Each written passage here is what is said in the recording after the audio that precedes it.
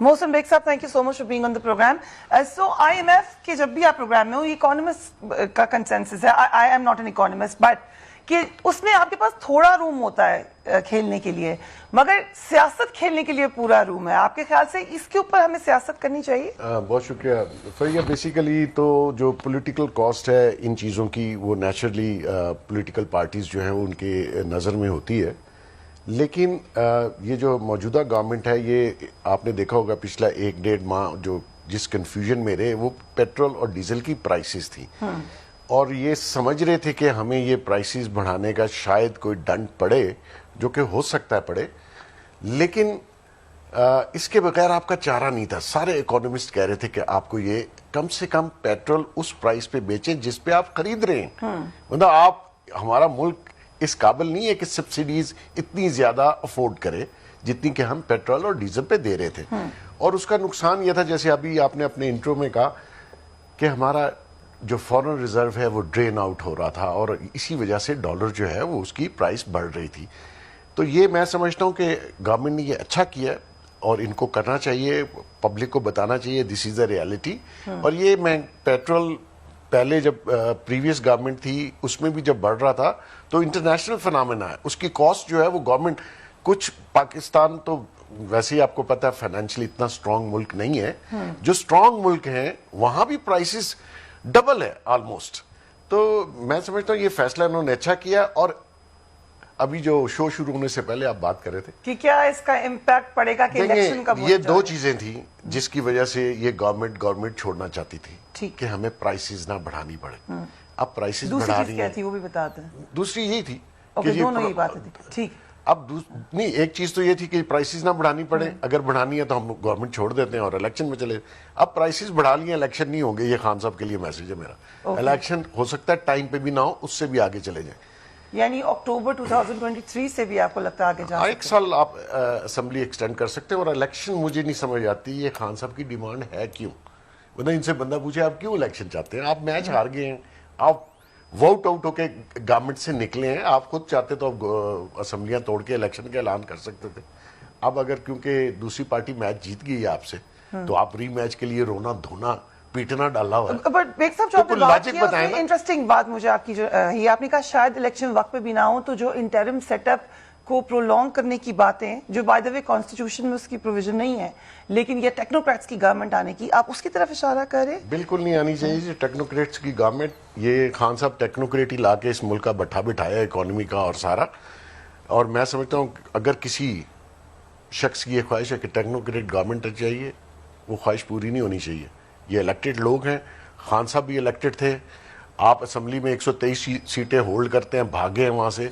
आप अगर फर्ज करें कल इलेक्शन होते हैं और कल आप मेजॉरिटी नहीं लेते, तो आप फिर सड़कों पे होंगे. और फर्ज करें आपके पास एक साइजेबल सीटें आ जाती हैं, तो फिर आप कहेंगे मैं इन गद्दारों के साथ बैठना नहीं चाहता. आप चाहते क्या हैं?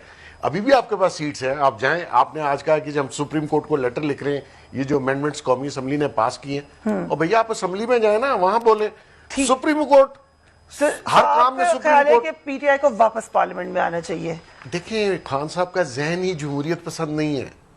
वो तो किसी चक्कर में आके वो बन गए, और जो सीटें आज भी उनके पास है दोबारा कभी नहीं मिलेंगी. आप कागज पेंसिल लेके हम एक एक कॉन्स्टिट्यूंसी में चले जाते हैं. जो मेजॉरिटी इनको आज मिली उसमें तो बहुत सारा एटीएस का हाथ है, उससे बहुत सारा काफी लोगों का और अमल दखल है. राइट.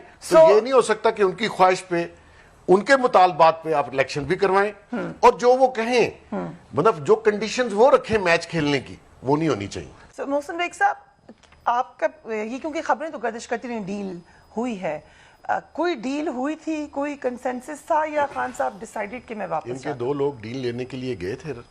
उन्होंने डील इसलिए नहीं दी कि उनके पास डील थी नहीं. खान साहब कहते हैं मैं फिर आऊंगा, तो आप बनी गला में बैठते क्यों नहीं? आप उस दिन खत्म करके फिर पेशावर में आज फिर सीएम हाउस में बैठे हुए. और लीडर लीड करता है, डर के नहीं भागता. और जितनी बातें मैं अभी सुन रहा था कि जी केयर टेकर गवर्नमेंट, ये कानून, ये आइन हमें ये कहता है, मतलब आपकी ख्वाहिशात है कि आइन को रद्द कर दिया जाए, जो कि लास्ट दिनों में इमरान खान साहब ने किया. ना इनके लोग आइन मानते हैं, ना इनका लीडर आइन मानता है. यहाँ पे ये मुल्क आइन के तहत ही चल सकता है, ख्वाहिशात पे नहीं चल सकता. आपने डेमोक्रेटिक तरीके से आना है, आइए. اگر آپ کی یہ خواہش ہے کہ میں 6 دن بعد, آپ مجھ سے لکھوا لیے 6 دن بعد نہیں آئے گا, آئے گا تو پھر یہ بھاگا کیوں ہے؟ تو یہ کہ جی خون خرابہ آپ نے کیا, کچھ نہیں ہوگا. یہ گورنمنٹ رن کرنی چاہیے, ان کو بالکل اسٹرکٹلی عوام کے حق میں فیصلے کرنے چاہیے, اس اسمبلی کو مدت پوری کرنی چاہیے غیر ڈیموکریٹک طریقے سے. کیوں, کس کی خواہش پہ آپ کیئر ٹیکر گورنمنٹ لانا چاہتے ہیں؟ کیوں لانا چاہتے ہیں, اور کون انٹرویو کر رہا ہے, کس کی خواہش ہے؟ یہ ڈیموکریٹک گورنمنٹ ہے, ایک پروسیس سے ووٹ آف نو کانفیڈنس, مطلب کچھ لوگوں کے حصے میں وہ آنا تھا کہ جی آپ واحد پرائم منسٹر ہیں جن کو ووٹ آف نو کانفیڈنس کے طریقے سے نکالا گیا.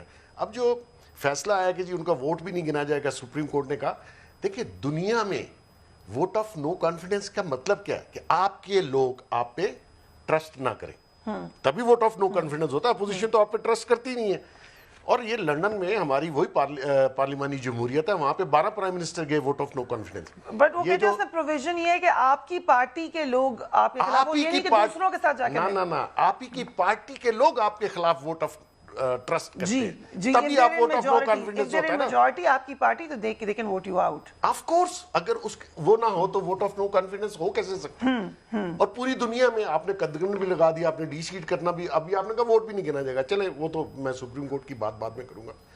جہاں تک اس وقت خان صاحب کی خواہشات ہیں, بلیو کریں آج ایک ایسے شکست خوردہ بندے کی وضاحتیں اور پریس کانفرنس تھی جس کے پاس اس کا جواب کوئی نہیں تھا, اور یقین کریں کل یہاں سے بھاگے اور سیدھا پشاور چلے گئے. یہاں بیٹھو نا ورکروں کے ساتھ بنی گالا میں, آپ کا گھر ہے, آپ کیوں سی ایم ہاؤس میں جا کے چھپ رہے ہیں؟ کیوں جاتے ہیں وہ آپ کے خیال سے؟ ان کو خیال ہے کہ اریسٹ ہو جائیں گے.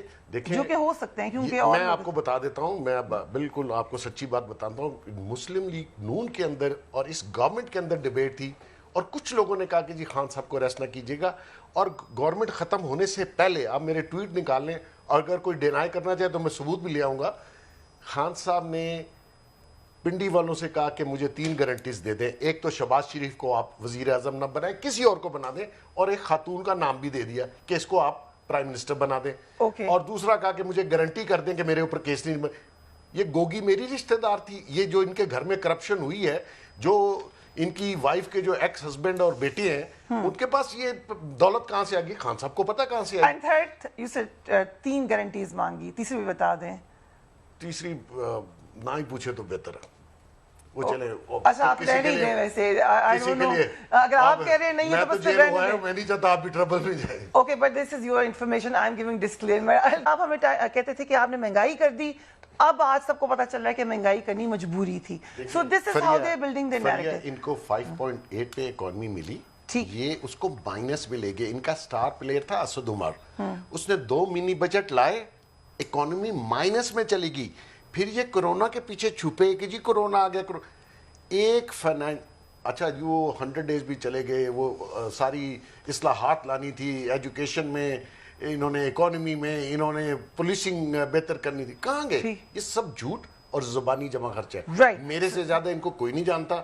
یہ صرف گفتگو کر سکتا ہے, اور وہ گفتگو بھی وہ کرتا ہے جو 5 منٹ بعد اپنی بات کی خود نفی بھی کرتا ہے. رائٹ, جلسوں کی اسٹریٹجی اچھی ہوگی آپ کے خیال سے, اسٹیبلٹی پہ گورنمنٹ کو بھی مل جائے گی. یہ ایگزاسٹ کر گئے ہیں اپنے آپ کو, ان کو پولیٹیکل سینس نہیں ہے. ان کے ساتھ کچھ لوگ تھے جو ان کو کسی رائٹ لیفٹ کر کے اقتدار میں لے آئے. یہ کبھی اقتدار میں دوبارہ نہیں آ سکتے. ان کی ویژن نہیں ہے, ان کی میں صلاحیت نہیں ہے.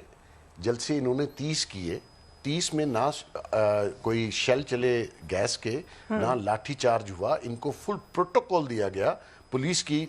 20 گاڑیوں میں یہ جلسہ کرنے جا رہے تھے, 30 جلسے کیے, کسی نے روکا؟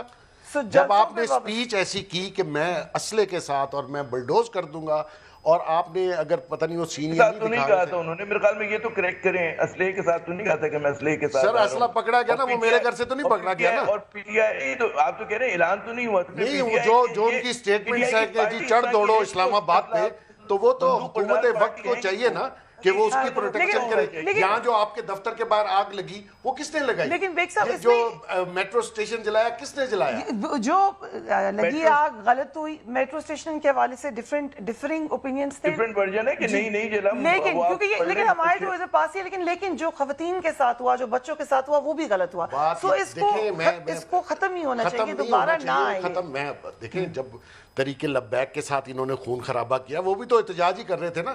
اپنی دفعہ آپ خواتین اور بچوں کو سمپتھی گین کرتے ہیں, آپ اپنی سٹیٹمنٹس دیکھیے. آپ تو پروٹوکول میں آ رہے تھے, جی بی کی کوئی 20 گاڑیاں تھی اس کا کے پی کے پروٹوکول میں. آپ بہادر ہیں تو یہاں سے لیڈ کریں نا, انقلاب یہاں سے لائیں. ہائی ہینڈڈ ہونا چاہیے اسٹیٹ کو. دیکھیں خواتین کے حوالے سے خواتین